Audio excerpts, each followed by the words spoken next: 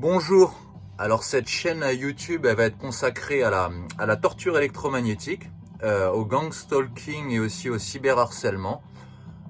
Alors elle sera détaillée sur plusieurs sujets. Il faudra m'excuser si je mets un peu de temps à expliquer certaines choses, j'ai pas l'habitude de faire des vidéos spécialement.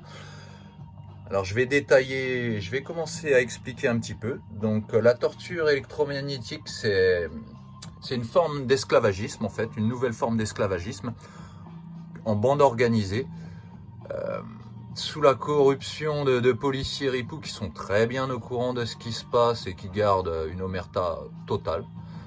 Le site Profession Gendarme qui explique très bien le harcèlement en réseau suivi de la torture électromagnétique et qui explique aussi très bien la corruption de la police et des services de gendarmerie.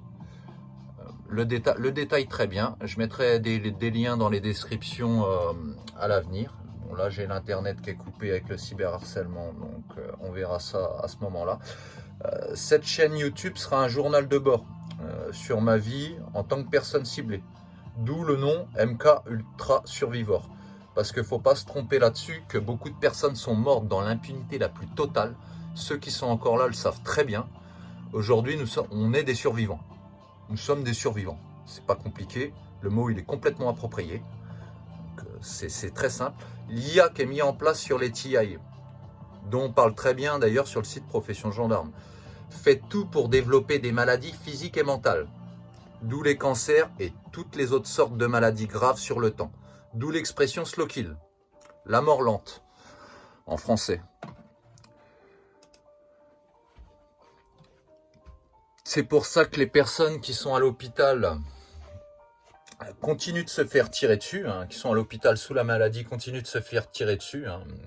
D'où l'art de la guerre, qui a été écrit par Sun Tzu, affaiblir sa cible le plus possible avant de lui infliger le coup de grâce, le coup d'estocade en gros. C'est très simple, c'est pour ça qu'il commence doucement la torture et qu'il augmente de semaine en semaine, de mois en mois et d'année en année, pour vous faire un peu accepter la pilule au fur et à mesure. Si vous balancez toute la sauce d'un coup, bon, il y aurait de quoi complètement péter les plombs directement. C'est pour ça qu'ils veulent vous le faire accepter de cette façon-là. C'est complètement sadique et machiavélique, faut vraiment s'en rendre compte.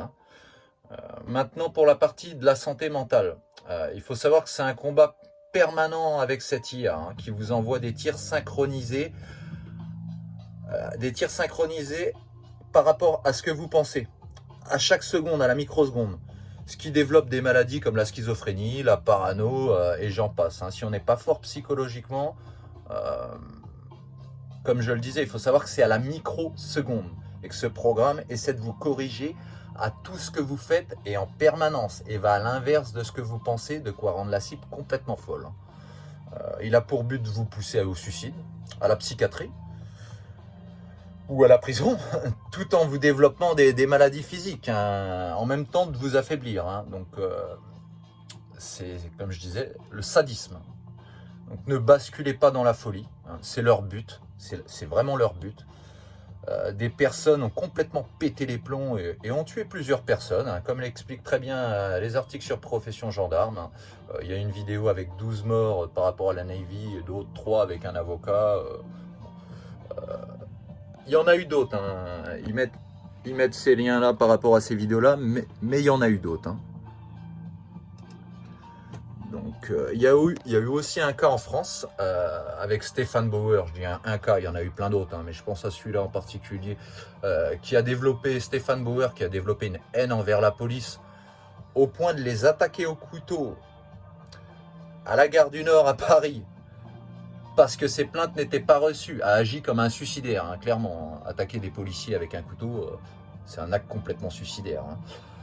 Il s'est fait exécuter, gare du Nord à Paris. Donc, il avait développé la haine que ces plaintes ne pouvaient pas être reçues par la police. Comme je le disais, il y a une omerta totale. Donc, comme je disais, ils peuvent agir comme des pions. Donc, bon, forcément, n'oubliez pas que la police, elle peut être corrompue à tous les niveaux et agir vraiment comme des pions, comme je disais.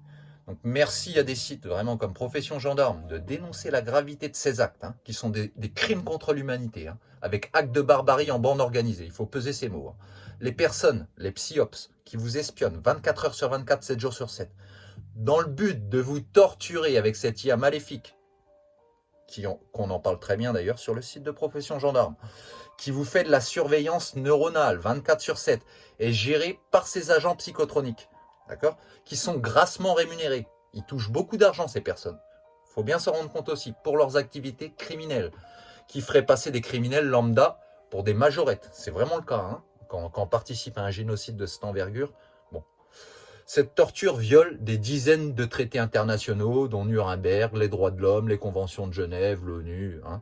Cette torture, elle a été dénoncée par des juristes comme Neil Melzer. Il y a eu d'autres qui ont dénoncé aussi.